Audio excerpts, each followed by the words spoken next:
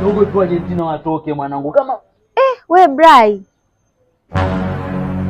Jamani za siku nyingi unajua umepotea yaani kitambo hata sijakuona jamani. Uko umepotelea wapi? Wewe demu unajuana naye? Oa, sijuani naye wala mimi nashangaa niita Brian. Sasa sikia mtoto kakuelewa nenda kamalize. Wakati mimi naitwa Mbaga. Achana na hiyo bwana, achana na Mbaga, si wewe nenda kamalize demu unaonekana kakuelewa. Tisha. Naam. Mbona uko umepotea sana jamani?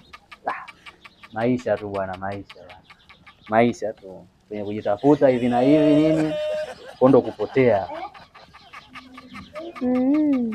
Mama kashangaa huyu mtu mbona haonekani ana muda mrefu hatujaonana kweli.